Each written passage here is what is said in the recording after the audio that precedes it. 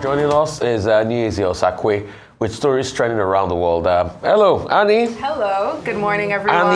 Annie from Ogidi. Annie from Ogidi is back. Our Anambra girl. Yes, Anambra. In Demile, North or South? North. We talked about it yesterday. Very good. I was just testing you. So let's get started. So good morning to everyone watching. Thank you all for starting your day with us.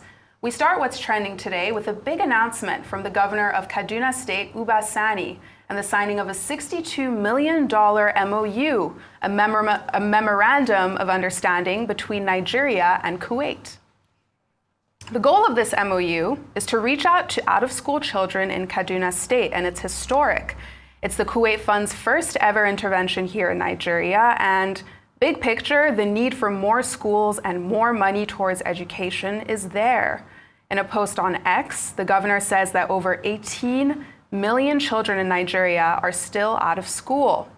He adds that this project will deliver 102 climate resilient schools, rehabilitate 170 learning centers, focusing on school safety, inclusive learning environments, and the reintegration of girls, children with disabilities, and internally displaced children.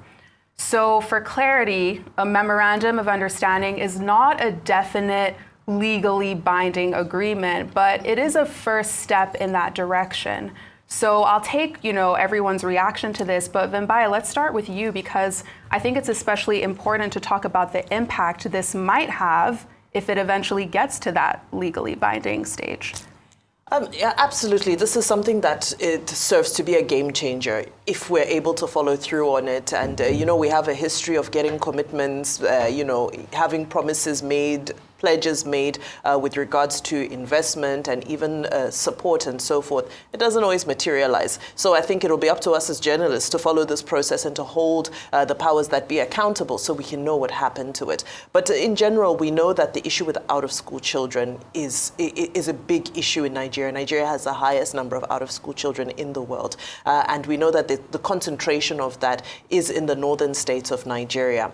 Now, if we can begin to work to mitigate that, and if this work can be done and as it should be at the subnational level, because where education is concerned, a lot of that burden falls on the subnational. And there's always controversy, I'm not saying in Kaduna State, but generally across the states, controversy about some of these funds, especially education-related funds, that don't get used. You have children in dilapidated schools, if at all. There's also issues around security where the schools are concerned. We've had so many issues around children being abducted and kidnapped by terrorists and so forth in the various schools. And this contributes to out-of-school children because once school is not a safe place to be, then you're going to stay at home. So if we can follow through with this, then I think it's a massive one. I think Governor Uba Sani has consistently hit all the right notes with regards to governance in his state. He's done all that needs to be done with regards to ensuring that the state is less toxic, if I may call it that. There's drastically reduced reports of insecurity, of the killings we used to hear about and so forth. And if we can introduce education into that, then we know that a lot of that insecurity and illegality will also reduce. So I really think this is a good one. Kudos to him. And I hope that this $62 million fund can be seen to fruition because, wow, that is a lot of money. It is a lot of money. So the question I'd like to ask is, out of which school? Because when it comes to the North, the dynamic is different. Is it out of formal education, British Orthodoxy education or Western Orthodoxy education, or out of Quranic school? Because the argument I see a lot of people make is that a child might not go to your formal Western education, but might go to Quranic school, which is also a form of education. At first, we need to get data. Before we even started, it's not about the money. It's about the data. Today, there's still a dispute on the number of out-of-school children. You ask somebody in government, they tell you 10 million. You ask somebody, they tell you 12 million. We need to get data first. Secondly, out of which school? Because those that are said, that go through the Almajiri system, they'll tell you it's a form of education too. Are the methods questionable? Yes.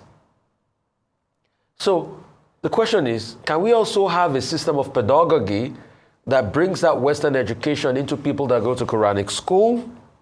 which is a cultural and a religious form of education, which to a large extent I argue that we should be able to mix both. Because when you go through the historical antecedents of schools, and I mean the first university on this flank, one of the first universities in the 1500s, the Sekoura University in Mali, it used to be a mosque that was stunned. And that's why when you talk about the Timbuktu Library, the lost libraries of Timbuktu, it was a form of education, but it wasn't the Western form of education. So at first, secondly, we need to develop a pedagogy model and how it's going to work. Thirdly, how will the money be deployed? So you've made the point about infrastructure, security. We always hear that narrative. In fact, at a point in this school, we had something called the Safe School Initiative that the likes of Gordon Brown came to launch in this country. What happened to it? It's a case of Pabu to the Pabulu Jasi. So it's not for the want of spending money. Former British Prime Minister came to launch that thing here. Have we been able to sustain it? Those are questions we should answer. Afterwards, then, who are those that are going to champion it? Do we have enough teachers? What's the welfare of those teachers? Then, what will be our approach to the society itself? Cultural methods. There are parents that can't afford anything. The reason some kids drop out of school is because of the economic situation. So you also have to look at that. So it has to be an holistic methodological approach. So when you look at this 62 million, the question I like to ask is, what is the money going to be spent on? Break down the line items. I don't like hearing this big MOU because there was also something in the news yesterday when we were talking about where we're going to take about 25 million loan from Kuwait in funds for education. What is it? What's the line item of the spending? The word out of school is very nebulous. Absolutely. So on to our next story. Right now, you have 21 foreigners in Nigeria that are about to get deported out of the country after being found guilty of high-level cybercrime. A federal high court in Abuja said they reached a plea deal between these 21 foreigners and the Nigeria police force. So now they've been ordered to immediately leave Nigeria and pay a fine of 1 million naira each.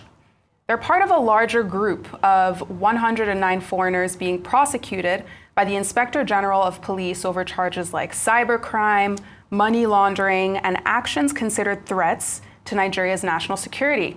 The defendants are from countries like China, Indonesia, and Brazil, among others, and they were arraigned last year.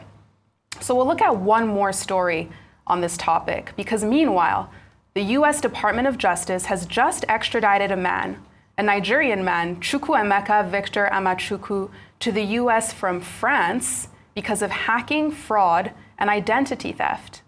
In a statement from the Southern District of New York, they say that, as alleged, Amachukwu took part in a scheme to hack into U.S. tax businesses, trade in the stolen identifying information of victims, and defraud the IRS and other governmental bodies. Amachukwu also allegedly took part in a separate fraud scheme that promised his victims valuable investments that did not, in fact, exist. They add, if you are attempting to enrich yourself by scamming Americans from behind a keyboard, the FBI, with our extensive law enforcement partnerships, is willing and able to bring you to the U.S. and face justice.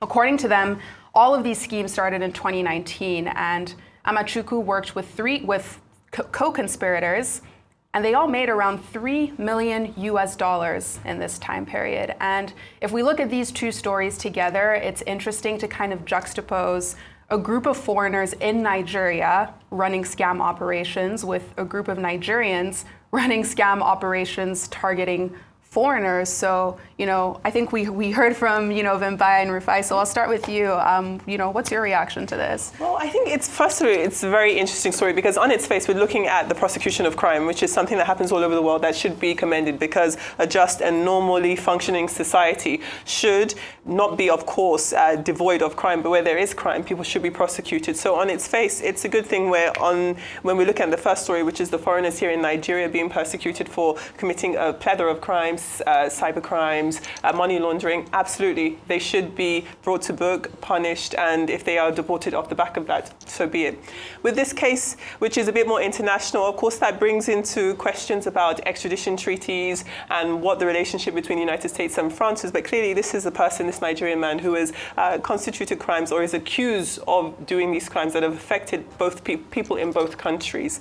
It is interesting. It is coincidental that we're talking about cybercrime and different scales of it, but I do find I am uncomfortable when there always seems to be a reputation that Nigerians are more likely to commit these types of crimes when it's not actually the case. Absolutely, we do have a stereotypical reputation for it, but as your stories have shown, this is something that is not just a Nigerian crime, it's not just an African crime, and should be adequately prosecuted across board. So we'll just have to see how that goes from there. Very true. I want to know what's happening to Hush Puppy. Oh, right. I want to know what's happening to Hush him? Puppy. Absolutely. They're all part of the same thread. So moving on to our next story. Just a few hours ago, the popular musician King Wasiu Ayinde Marshal, also known as K1, is denying claims from the Federal Airports Authority of Nigeria that he violated boarding rules earlier this week while trying to board a ValueJet flight to Abuja. It comes as both the Airports Authority and the Civil Aviation Authority are investigating an incident that has reportedly been captured in a now viral video when a ValueJet plane started leaving its designated area without adhering to pre-departure rules. Let's take a look at the video, and it's a little shocking. We'll play it now.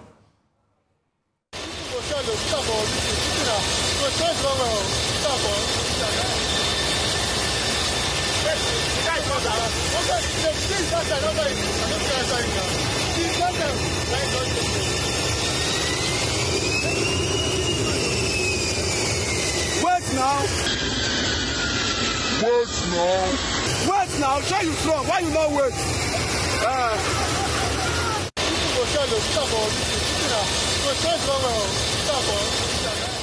So in a press release, the FAAN says this moment happened after K1 tried to bring a liquid on board, which isn't allowed.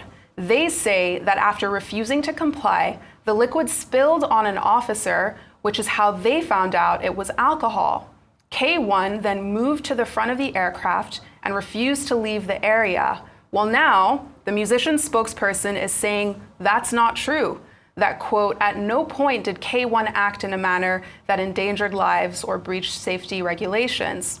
They say that the substance in question, which was wrongly sensationalized in their words, was nothing more than plain drinking water given to him at the airport lounge while he waited to board.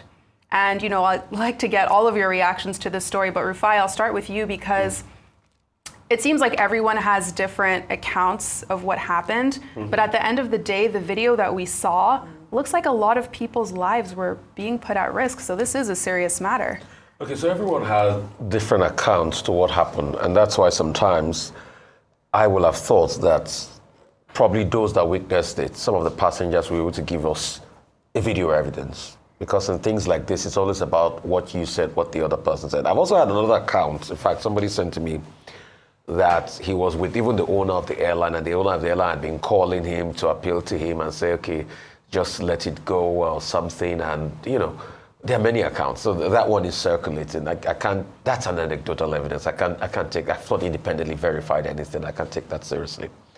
But like Donald Rumsfeld will say, let's go from known to unknowns. The knowns, what do we know?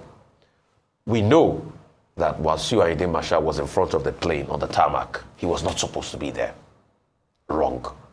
Secondly, we know that once somebody was in front of the plane, the pilot was not supposed to bolt him in like that. The pilot, wrong.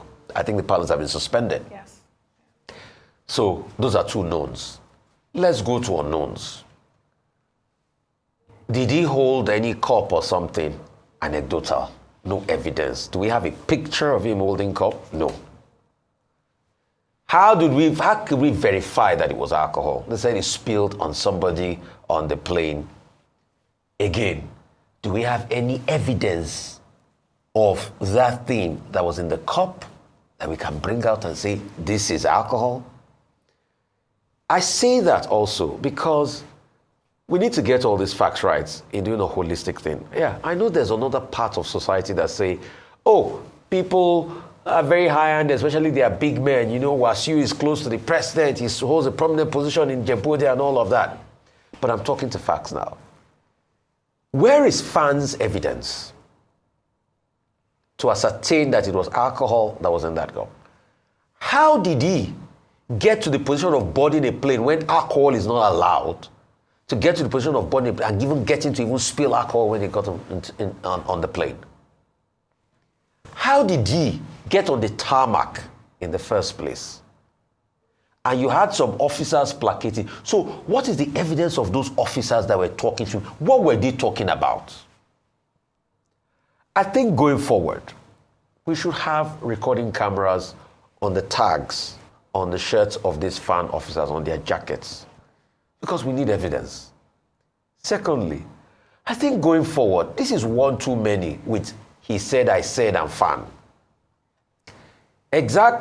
Example was what happened between Adams Oshiomhole, Air Peace, and FAAN. We can't afford that. I think also going forward, we must be able to have an holistic review that every passenger can abide by. So now we know that you're not permitted to take liquids in. But on the contrary, we have also have people that ask and say, on international flights, we can take liquids. Yes, but that's after you get to a point where all the liquids you have been checked and they know at the Under 50 mils. Under 50 mils at the value-free area. It's 100 mils. You can carry a certain threshold for international flights. But on local flights, we know better. So on this matter is very hazy. If you will give me a video now that shows Wasiu Ayinde Marshal spilling the drink on this person, I will be the first to abuse Wasiu here. If you can give me a lab report that shows this was the item taken from Wasiu Ayinde Marshal and its alcohol, I would be the one to berate him. But I like to talk about the things I know, and that's why I went from known to unknown. So it's still very easy. There's a lot of anecdotal back and forth. It's about, if you also give me a video of a passenger on board that video when the altercation was happening, yes. So maybe FAAN should bring us those investigations, let it come back. Without that, it would be, I said, you said.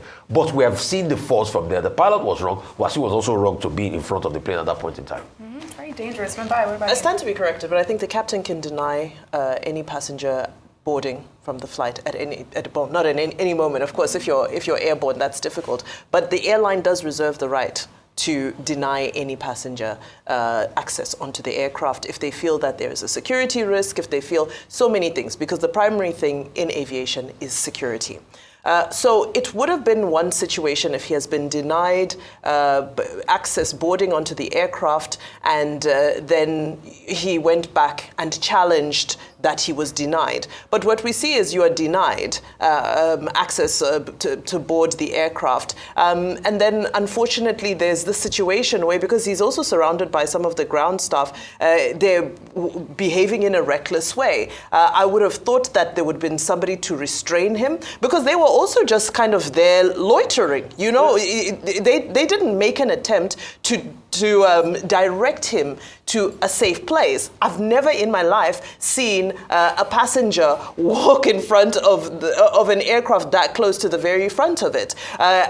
Usually there are even, cones, there's demarcation, there's something, right? So I say this to say that I think that there's a degree of impunity that happens. I know that those in aviation will get upset at this type of statement because that's not the image we want to paint. But the truth is, if you travel domestically in this Nigeria, you will know that you have been through one or two things that you will never see anywhere else. That's the honest truth. Whether it's people rushing to board, whether it's people, there's a lot of things that are happening that shouldn't be happening. And we say this not because we don't like our aviation sector. We say this because let's resolve it. Let's fix it. Let there be sanity. Because when there's sanity, when it's well regulated, people will know that they can't get away with big manism if it's a case of big manism. When there are rules and they're adhered to, and we know that these rules are going to be implemented, then people will also fall into line. So yes, we can speak of the high-profile cases, but there are low-profile cases that happen on a daily basis with regular passengers who also feel that they've been wronged by the aircraft. So they feel like they can also retaliate by doing their worst. But I just thank God that in all of this, nobody was injured, nobody was killed, because that could have been, this story could have ended a lot more tragically. And I just sincerely hope that all of this can be ironed out and resolved in an amicable way. Some people are saying that, the pilot should be suspended for an extended period of time. Some people are even saying that the passenger should also be put on a no-fly list. I think that we can use this as a teaching moment for all those, all parties involved. Let's see how we can regulate this sector more closely when it comes to domestic travel. I think there's something that happens when people are at the airport and in vehicles, because I think the mentality of it is something like road rage is, again, an international problem. But again, there's something that happens to people when they're in their cars and they really, really are hypersensitive. If someone crosses in front of you, you get angry. You've seen many videos of people jumping out of their cars, getting into a fisticuffs. And I think that you see that also at airports. I don't know what it is, whether it's the strict rules or people thinking that they are too important to adhere to liquid rules or timing rules or whatever. There's something that happens when people are in transport or in transit that really distorts the way they behave. In terms of King Wasiu Ayinde, he said, he released a statement, I saw it on social media, and he talked about how he feels as though he is the victim in this situation. He talked about how he had received numerous apologies from many people, from the Airports Authority, from the managing director of the airline himself, basically saying that all of them agreeing that he had been treated poorly, and we really don't know what the ins and outs are. As you've said, we don't know what actually happened, whether or not he was on board, whether he was on his seat, whether or not he made it that far. There's so many questions that need to be answered.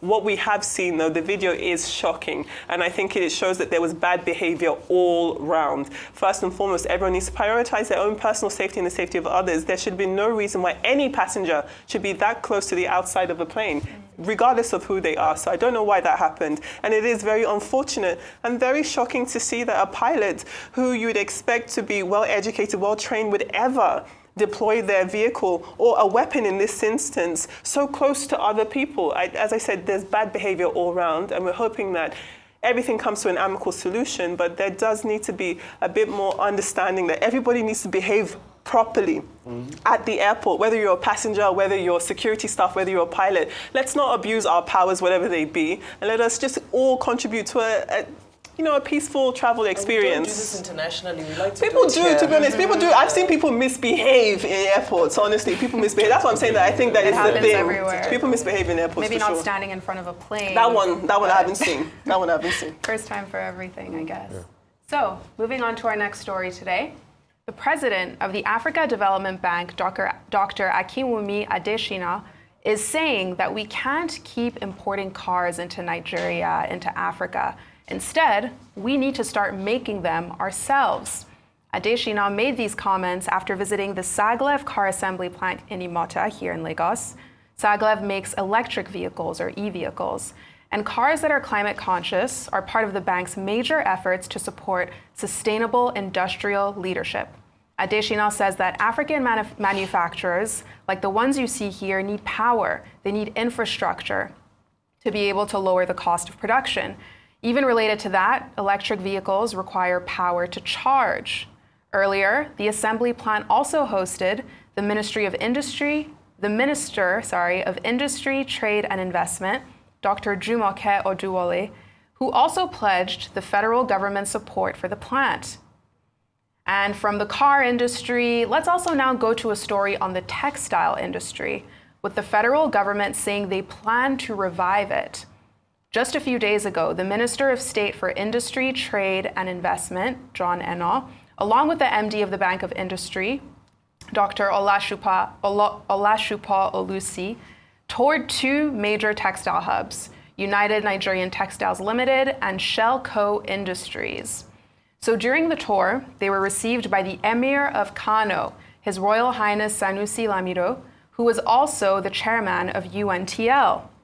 The Emir spoke about how UNTL was once upon a time a key player in Nigeria's manufacturing sector until the factory had to stop operating a few years ago.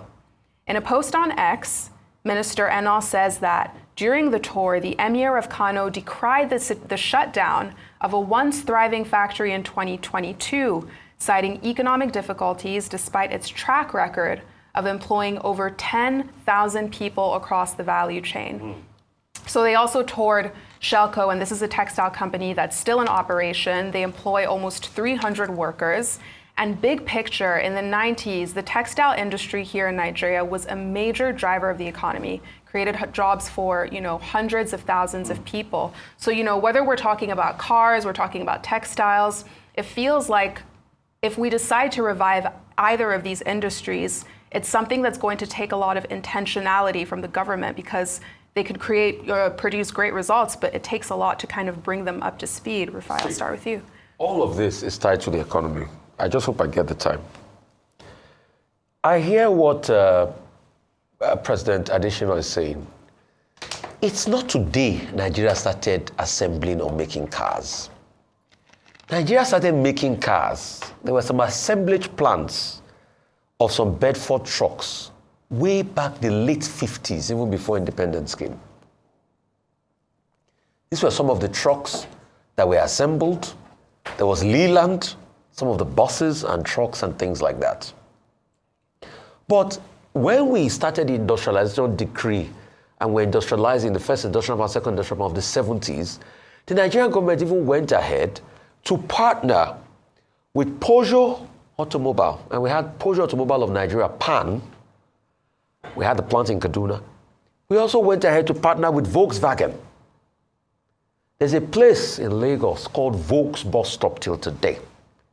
That was where the Volkswagen factory is. Have you ever wondered why most of the downfall buses in Lagos are Volkswagens? It's because we're making them here. The popular Faragon that they drive on the streets. We had an economy. People could buy a brand new car for 1,000 or 2,000 naira. Volkswagen was minting out Beetle cars. The economy was sustainable, it was viable. In the 70s, Yakubu Gowon did talk about the problem not being money, but how to spend it. I know Nigeria wasted that money. It was a viable economy. People would go buy brand new cars. But when the economy started to falter in the 80s, things got worse for people. The faltering of the economy in the 80s also segued into what happened to the textile factories. The textile factories in the 80s, we had a lot of them. We had the likes of, what's it called, Sokas in Ayekwe, UNTL in the Jos, Bompai in Kano used to be known as a real industrial hub. But when the economy started to falter, we had problems in 83. Import licensing, corruption led to devaluation of the currency. Most of these companies shut down. So because of that, we now resorted to importation. In the 70s, Nigeria was producing. Let me even shock you. Nigeria was making refrigerators. Adebowale Electronics. I used a Debo fridge, green in color. You told me about it. Debo, made in Nigeria refrigerator. So when I see Adebowale today being a hub for selling imported electronics, I look, I say, who did this to Nigeria? But we didn't support our own homegrown businesses. Importation of cheaper models started to come in.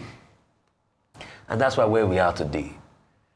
Nigeria does not need to reinvent. We've already been at the height, an appreciable height in the 70s. What we need now are policies. The policies will have to look for a way to put money in people's pockets. Because you see, if you produce locally and you don't have spending power of people, how are people going to purchase these goods and services?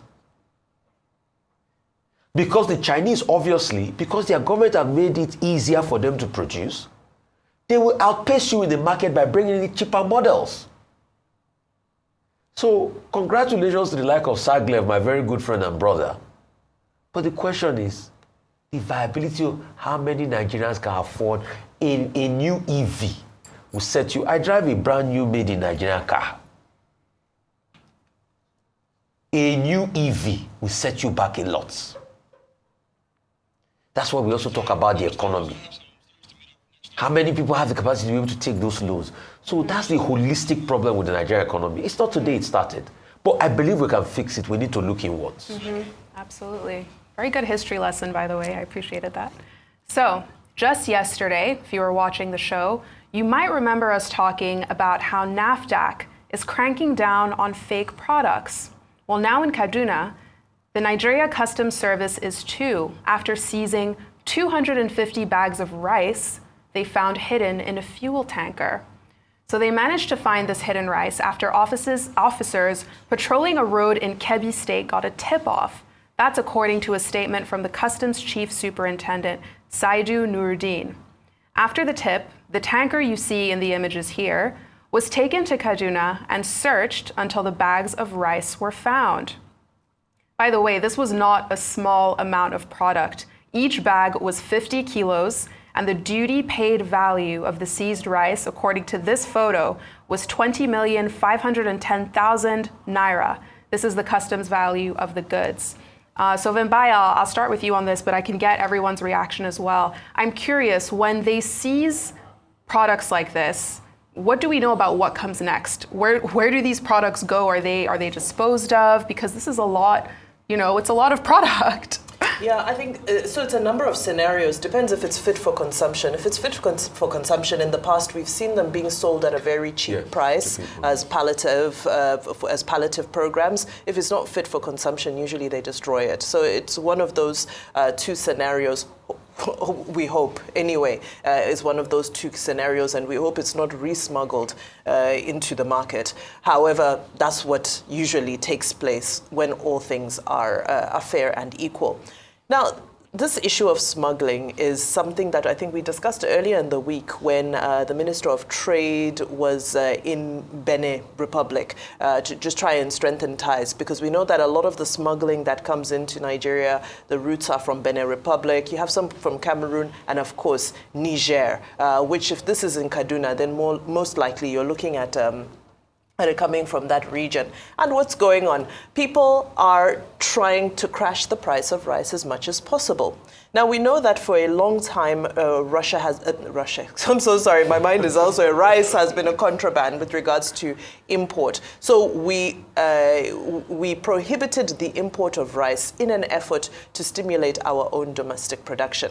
Now, if you notice, we've been having a conversation around what is our domestic output of agriculture with regards to rice, with regards to all other produce, because there was an import waiver granted by this particular administration to try and get those imports in to crash the price. And truly, we did see the price reducing. However, you still have people who are smuggling. So what's happening? India recently removed export duties from Indian parboiled rice. And a lot of that, because it's cheaper now, is headed towards West Africa. A lot of it goes to Benin Republic and then floods the region. So you have people who are still looking for the cheapest possible way to bring this rice in so that they can profiteer and make that margin.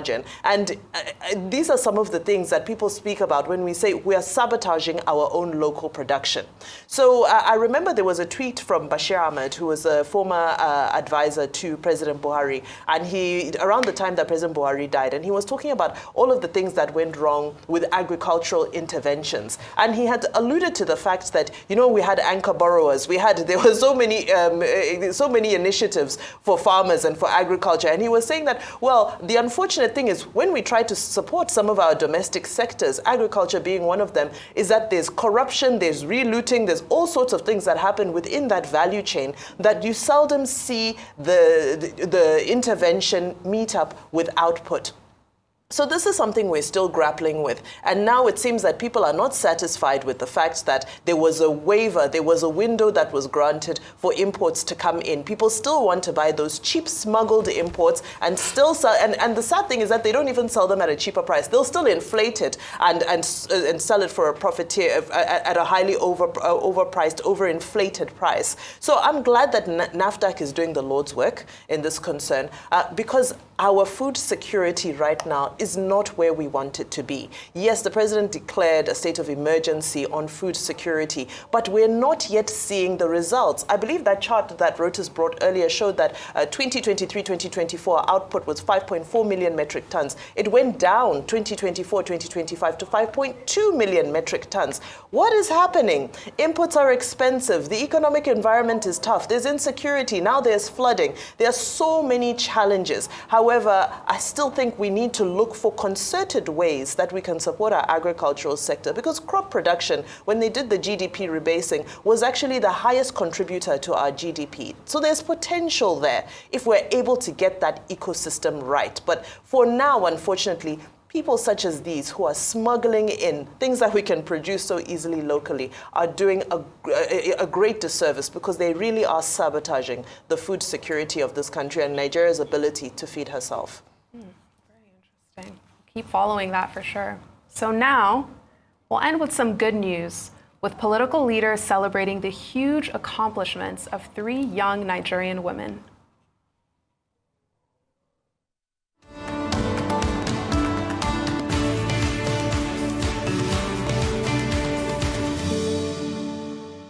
"17-year-old Nafisa Abdullahi Aminu's 15-year-old Rukaya Fima and Hadiza Kashim Kali are being celebrated for their star performances at the Teen Eagle Global Finals in London, where they were crowned top performers in English and debate.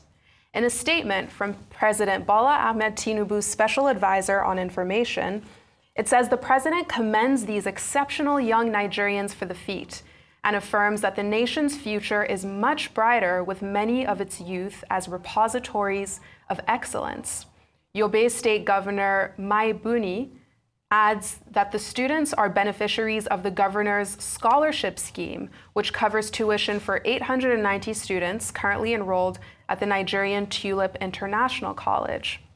The former Minister of Communications, Isa Ali Pantami, wrote on X, "I strongly recommend that Nafisa deserves $100,000, a 3-bedroom flat, and a national honor from the federal government of Nigeria.